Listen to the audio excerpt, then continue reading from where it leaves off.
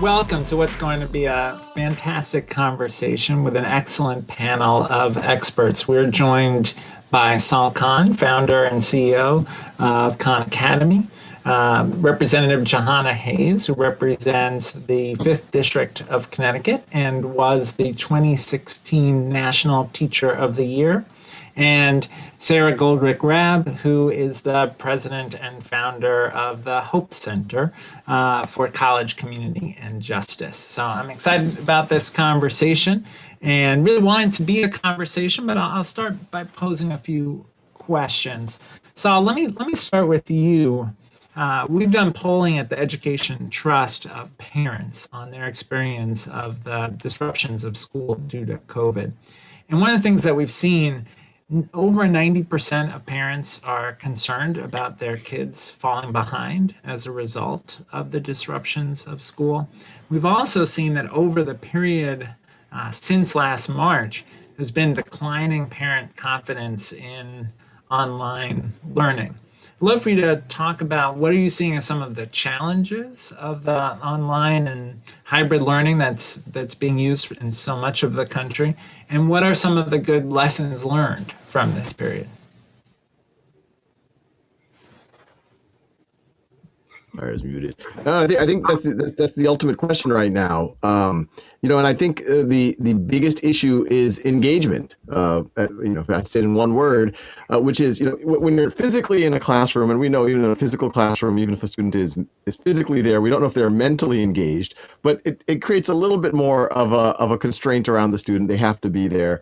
While we know in this digital world, the districts we're talking to, 5-10% of the students have kind of disappeared. They're not necessarily even showing up. And then even the students who are showing up, assuming, and there's big questions around the digital divide that people have made heroic efforts to address, but assuming that they even do have access and they have an environment where they can access, when they do access, you can imagine it's hard. It's hard for us adults to sit in 7 or 8 hours of Zoom meetings a day. It's especially hard for young people to sit in that, and especially if they are fairly passive, you're getting lectured at, and you have all sorts of distractions. You have other windows you can look at. There might be other things going on in your house.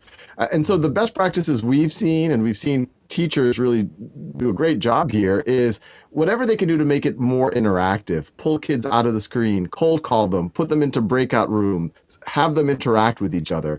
And that actually addresses another big issue that distance learning or online learning, whatever, is doing right now, which is, school is so much more than learning how to factor a quadratic. That might be nice. That's an important thing to learn. I'm a math nerd. I like to, everyone should learn how to factor a quadratic.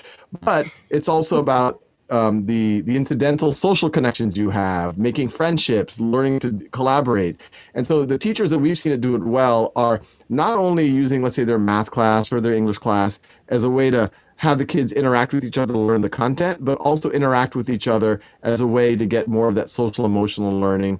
We've really seen teachers every 20 minutes, the ones who do it well are mixing it up, offering things to kind of have them get to know each other as people in this time of social isolation. And then the other piece, that's where things like Khan Academy come into the picture, is teachers who are allowing students to kind of set goals, get a lot of the core material at their own time and pace. And that way, when they get to the Zoom session, they get to the video conference, it can be far more interactive. And what's interesting is everything I just mentioned about the virtual world with the best practices, that's also the best practice when we get back to post-COVID. When people are in the room, let's make them interact with each other. Let's not make it a passive one-pace-fits-all lecture, and then you could use tools for kids to learn some of the skills at their own time and pace. Thanks, Sal. Let me turn to you, Congresswoman Hayes. Sal describes what it can look like done well. We know there have been lots of challenges, even kids who can't even log in because they don't have internet access. Folks like McKinsey have projected significant learning loss, maybe as much as 6 to 12 months of learning loss for students of color, for African American and Latino students. What can we do about that? What can Congress do about that? What should states and school districts do about that? Well, first I want to just add to what Sal said. There are some benefits to virtual learning. While we can all agree that the best learning takes place in a classroom with teachers there, but even that takes work. That works because teachers have built the relationships, they've developed the trust, and then kids are ready to learn. It's the same thing with virtual learning. We just transitioned into this world where teachers and students had no familiarity of these platforms. They had never practiced the skill. They had never worked out the kinks and asked those really critical questions. And they were expected to just learn in that way. Teaching is a skill. And teachers work hard to perfect that skill. So to think that you could just turn on a computer and teach virtually with no difference was just false. And we've seen that over time. But I'm hoping that we can take some of the valuable lessons that we've learned and continue some of these hybrid methods and give students access to more opportunities to engage with other students around the country and around the world. So I hope we just don't throw it out. In no other scenario would you pilot a program for 6 months with no training and then say, oh, this doesn't work. So I hope that we continue to just really build that muscle and develop that skill and continue to provide students with opportunities so that they are just not so scarred by virtual learning and want no parts of it. To answer your question, there's a tremendous amount of learning loss that I and my colleagues in the Congress are very concerned about. We have to invest in a real way in our students' education, in making schools safe, reopening schools safely. We have several pieces of legislation. Actually, the COVID relief package that we're working on now has about $130 billion. First of all, to provide some confidence for teachers and students with vaccines and testing and PPE, but also support services. I introduced legislation to save education jobs because I'm very concerned that when students return, the first people to go will be the social workers, the counselors, the art teachers, the music teachers, all of those peoples as districts are concerned about their budgets. And then to really make sure that we're continuing those wraparound and community resources, after school programs, summer school programs, to really assess where students are and begin to close those gaps. Our kids will be returning from likely one of the most traumatic experiences in their life. And to think that it's just geography and they're just going to go back to the class and learn, we have to rebuild that trust, reset those parameters, set those goals, and then make sure every available support is in place, not only for our students, but also for our teachers, with continued professional development, with helping parents to understand how they can engage as partners. It's going to be a lot of work. It's going to take everybody, all hands on deck, but also a tremendous amount of federal investment on the front end, not just on the back end cleaning up the mess. Thanks.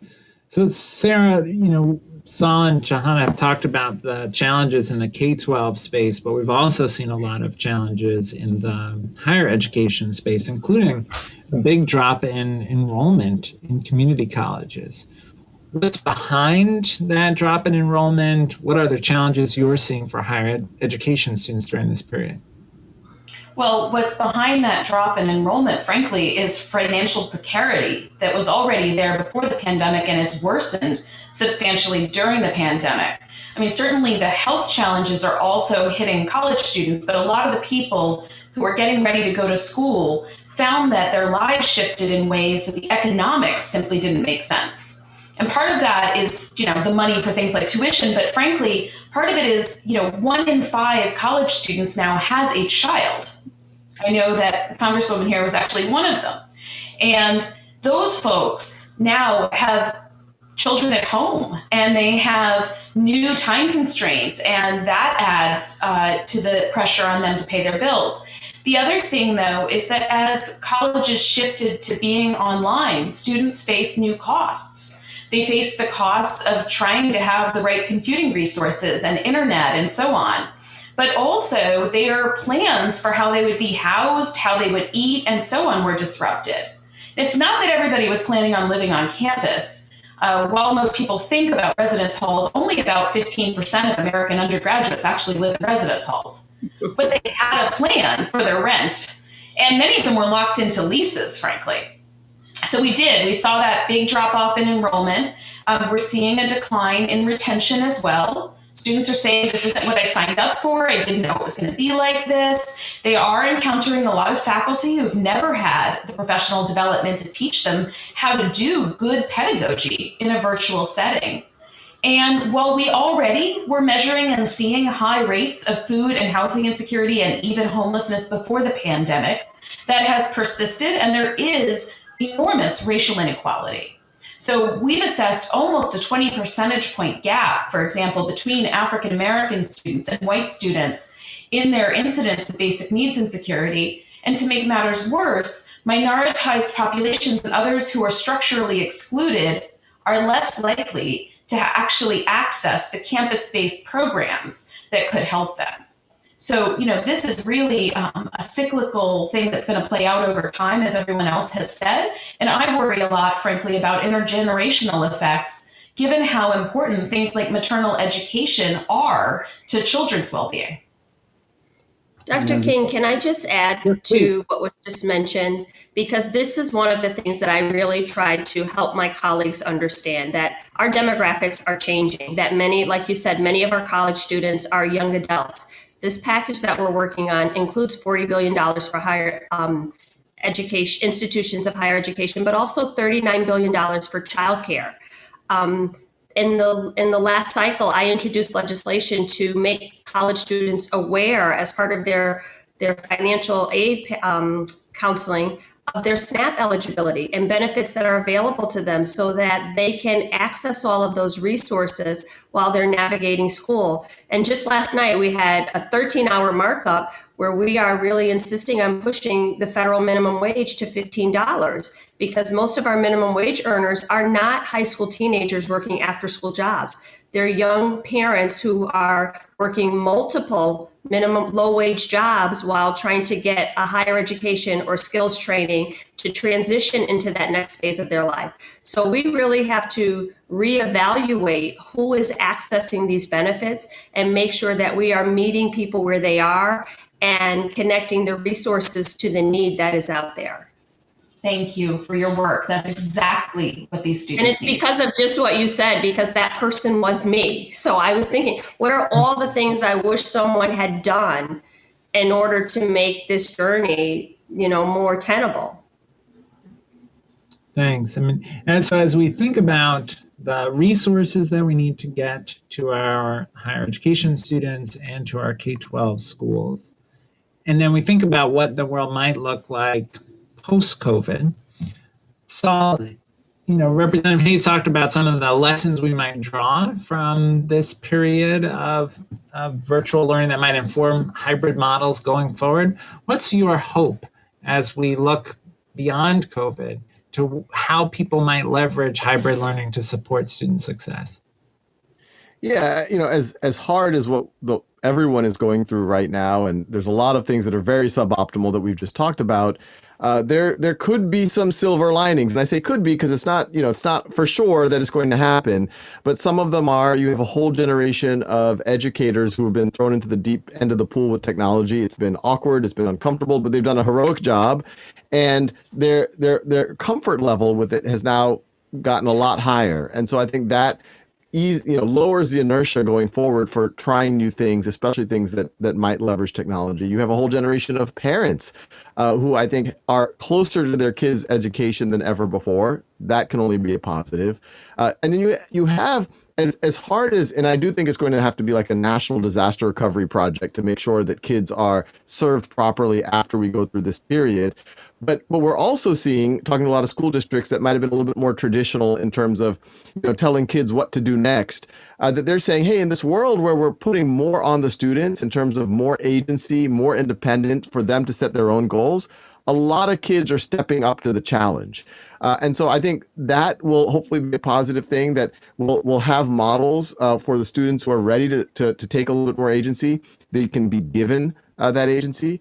I also think, this hybrid capacity that almost every district is building in some way, shape, or form, that has benefits above and beyond, supporting the families that might have to quarantine or stay at home. We're seeing school districts that are starting to say, hey, maybe the kids don't have to be limited to just who's in the building or that the teachers don't have to be limited to who's in the building. You could have students in one school have access to teachers in another school. Teachers across schools can actually tag team teach. I become a specialist on systems of equations, you become a specialist on quadratics, and I will introduce all of our students to that one, and you introduce all of your students into that one, and we support each other. So there's these really interesting frameworks, even before COVID and after COVID, in any given day, 5%, 10% of the kids are absent for whatever reason. If you have hybrid capacity, they don't have to, quote, miss school. A lot of the practices we've been talking about how do you make classrooms more interactive, pulling kids out of the screen, making them interact with each other. This has always been the best practice in classroom education. And now I think COVID has introduced this into the conversation. And I also think there's going to be innovations that exist because of COVID. One of the things, and I've talked to several of y'all about this, I have Khan Academy, one not-for-profit. In response to COVID, we started another not-for-profit called Schoolhouse.world, which is really about giving free tutoring to the world. And the way that we can do the free tutoring is we lean on high quality vetted tutors. Many of them are retired professors or engineers or doctors, but a lot of those are really high capability high school and college students. And so there's a win-win where we're able to get, in a scalable way, tutoring to anyone who needs it. We actually have capacity for thousands of people right now if they want to go, but also the kids who are able to do the teaching, that helps their development in all sorts of huge ways. So I think there's a lot negative, and we're going to have to do a full court press, but then there could be some innovations that help us address those gaps that form. Yeah. Two things that really stand out to me. One is your point about access to courses. One of the things we write about at EdTrust is inequitable access for low-income students and students of color to advanced placement courses, to even algebra in 8th grade, to advanced science courses. And this should help us solve that. We should come out of this period and never again hear, you can't take that class because we don't offer it in this building, right? Because we've learned that this is possible. And what we also know is, and you're absolutely right, but even when nominally those classes are offered, they're both called AP Calculus or they're both called Algebra 2, the classes could be very different depending on even within the same district. So now we could have a world where you could get a window into any classroom, which I think will help level the playing field, have the same standards across districts and states.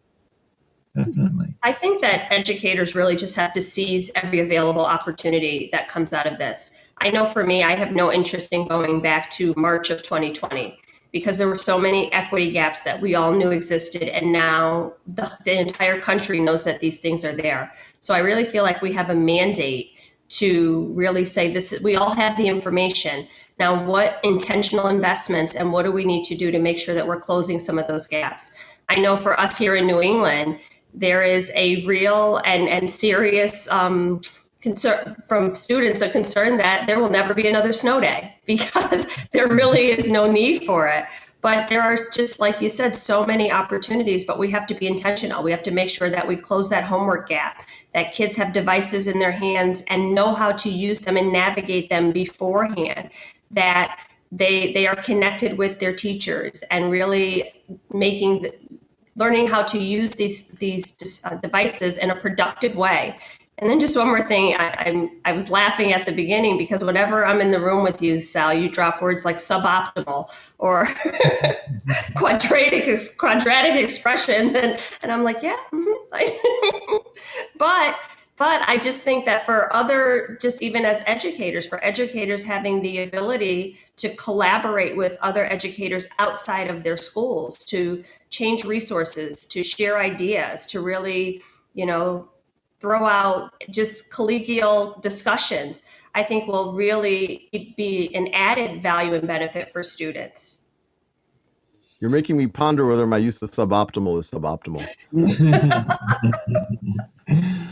Let me pivot to the issue of students who are disconnected, and we're seeing this in K-12, but we're also now seeing this, of course, in higher ed. Those students who are not enrolling or are leaving school now disconnected from education. Sarah, I'd be curious, what should policymakers be doing to reconnect those students who've left school, and what should individual institutions be doing as well?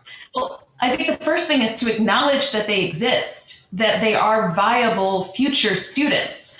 that is actually one of the biggest problems that we have, is that so many schools view those students as simply gone, that they are no longer part of the institution. And when we look at the people out there, and there are millions of Americans with some college, no degree, who never finished, and that was true before the pandemic. Most of those people don't come back to the original school they started at. I don't think that's because they don't want to. I think it's because when the institution acts like it doesn't care if you come back and doesn't reach out to you, or it tells you, you can't come back unless you clear this balance on your account, then you go somewhere else. But, there have been a couple of bright lights here. So one of the things that I'm really excited about, we had this tranche of CARES dollars from 2020. And then we have a new tranche right now coming to higher education through what we call the HERF. Okay, and the HERF is actually allowing us to consider students as eligible for emergency aid, even if they're not currently enrolled. They just have to have been enrolled at the point the pandemic hit. So that means that the students who left in, April, who left in May, who dropped out during the summer, for example, for the first time, colleges are really going to have some real resources to be able to go and try to bring them back. And I think that it's important that we lean into that moment and that we try to help colleges think about how they communicate with those students and what other barriers they have to do to get out of the way. But it's great that Congress did allow that flexibility. I'd like to see more flexibility, because typically the worry is that colleges are essentially marketing to students to try to get them back. And certainly that happens, but that's not nearly the situation that most are in. The other part is that we have to get real about the kinds of debt that these students have. So, being in having done some college and having essentially, though, a high school credential, and being in debt and having those dues be collected, or having the debt come due, it actually keeps people from ever considering continuing their education. So we're going to have to figure out something for those folks. There is a conversation about debt forgiveness. It might do a lot of good for those individuals in particular. And institutions are going to have to reconsider whether, they really want to keep a student out of their school just because they owe $500 in library fines. And that's hard. It's hard, especially at the community colleges where their bottom lines are hurting right now. But we're going to have to get out of their way and help folks get reconnected, because their finishing is going to mean the world to them. I can tell you that even beyond debt forgiveness, there's a much larger conversation beyond this COVID conversation about access to college and college affordability. There is a huge push in Congress to figure out what are we going to do just about the rising cost of a college education. I introduced legislation to raise the amount of Pell Grants and to make young people or anyone who had a previous conviction eligible for a Pell Grant. That's something that haunts me when you have people who you say you were arrested at 19 and now you cannot access the resources to try to get your life on track or to get some type of an education so that you can be self-sufficient. Yet we expect for these people to be self-sufficient and just figure it out. And we really have to, once again, look at our demographics, figure out how do we bring people back in and support them in the short term so that we have these long-term investments in our community. So it really has to be where we are making sure with precision that we are making whatever option people want, whether it be college, whether it be higher education through skills training or apprenticeship technical training, but whatever people need to pursue a pathway to success, those opportunities should be available. And I agree. Sorry, go ahead. I just want to add, because I 100% agree with both of y'all that we have to, the debt and the cost just becomes this thing that it's hard to shed, especially if you didn't even get the degree. But we know even with college degrees, a lot of kids are being straddled with it. But, what I always point out is that whenever we provide more subsidies, it really is a subsidy to the seller of the service, which is the universities. Their costs have been doing this over the past several decades. And then we keep subsidizing it. And then the students end up getting stuck with the debt. So I think there is space for debt forgiveness. There is space for increasing things like Pell Grants. But I really think that the real solution is we have to create options that are free or close to free, especially for a lot of these core general ed courses that are essentially the gatekeepers for most of these students. I mean, things like college algebra is the gatekeeper for most people from getting their college degree. That's essentially algebra 2. That should have happened in 9th or 10th grade. I think there's ways, and we're working on it, to get you free college credit for that by the time before you graduate from high school. You should be able to get, all of these core classes that, these first 2 years of college. I think you should be able to get it for like someplace between free and $20 a class for all of them. And then we should just say it's transferable everywhere. Things like that's what's actually going to lower the cost and then lower the threshold for a lot of kids finishing the degree. Honestly, even the first 2 years, we should just consider that like what you need to know. The 4-year college is a bit of an anachronism. Do you really need to even go that long to get most jobs?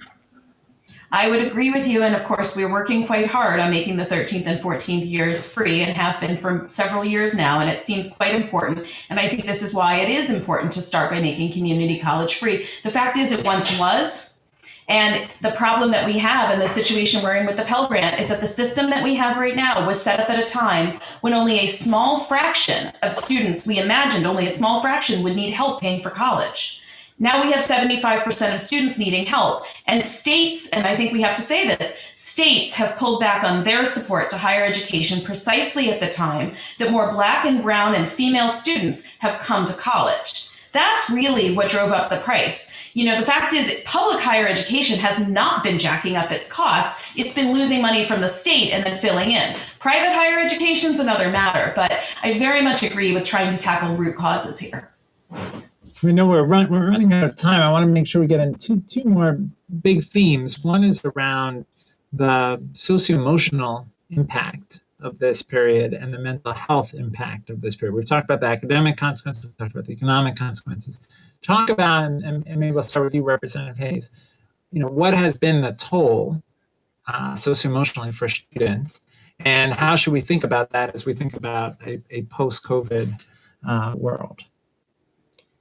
Okay, I'll try to be quick with this because that question could actually be a series, and this.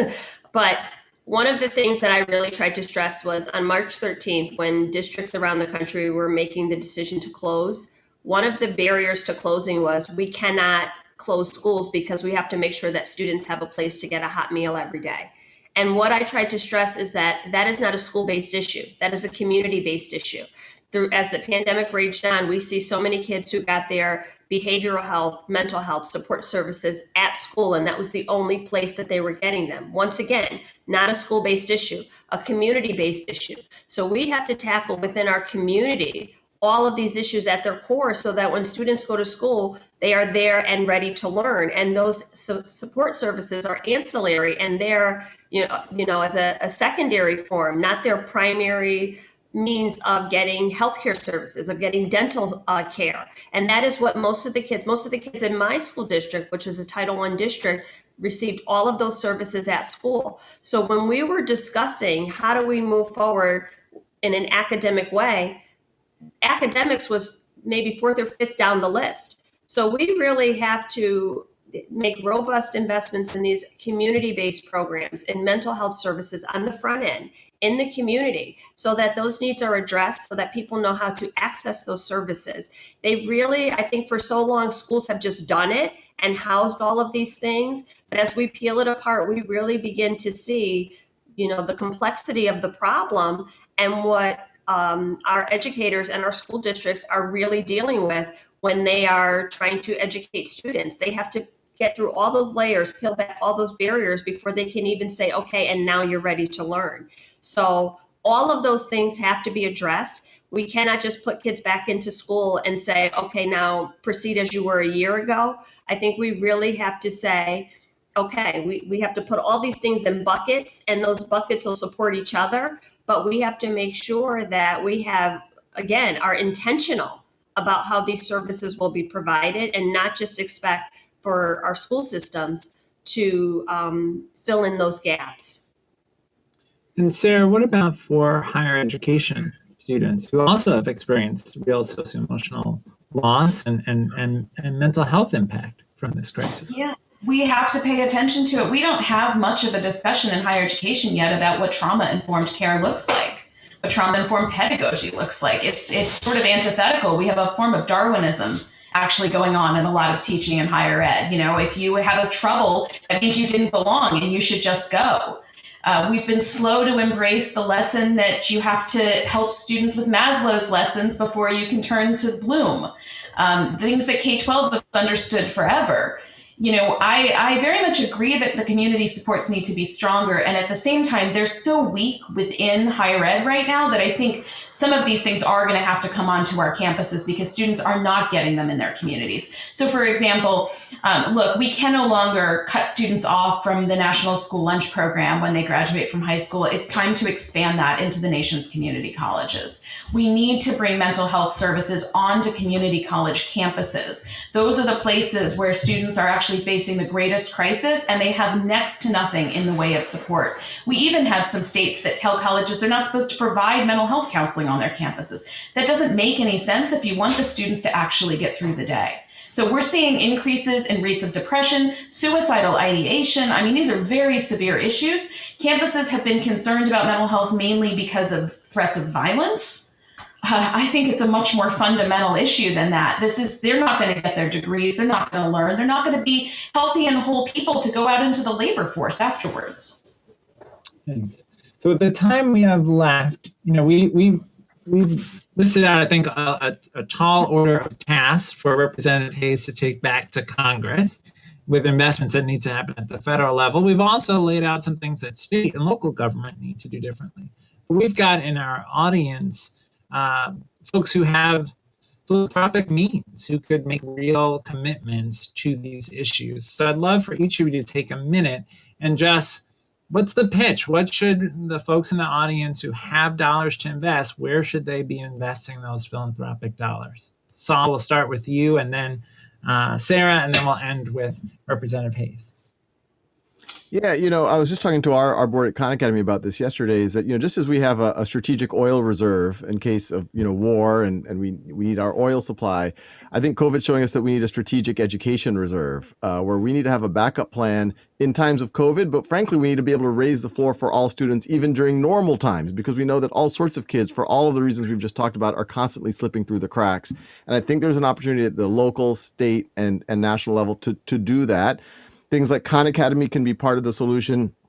Things like Schoolhouse create a national tutoring effort, which not only can help address, you know, we've always known that that's the gold standard, but do it in a scalable, cheap way, with also being world class, but also taking the spirit of volunteerism in the country, I think. And then last, you know, figure out ways to get credit or degrees that the cost of providing it is, and it's not the only path, but for those who can do it, if we can make it close to free.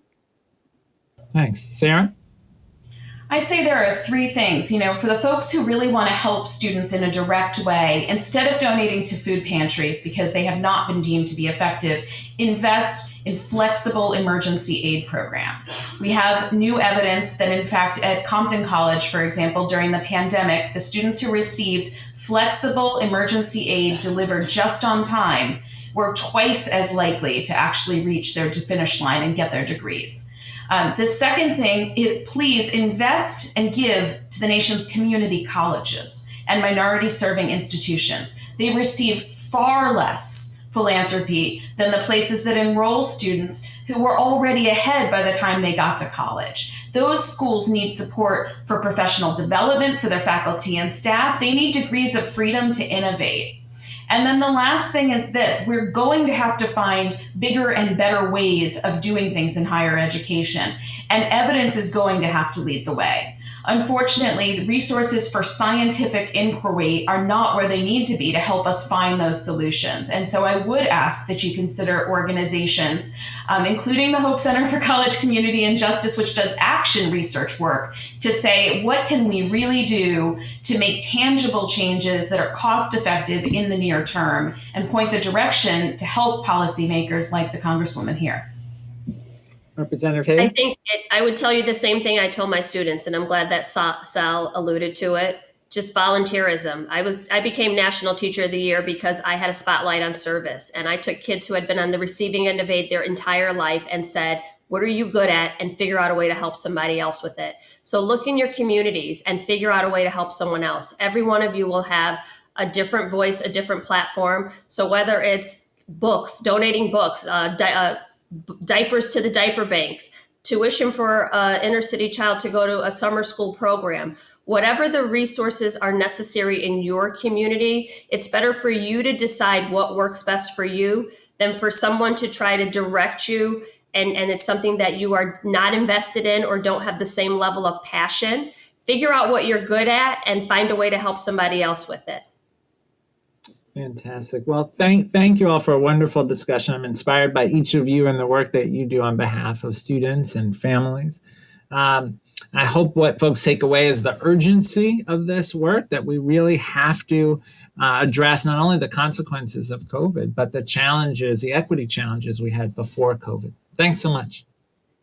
Thank you. Thank you.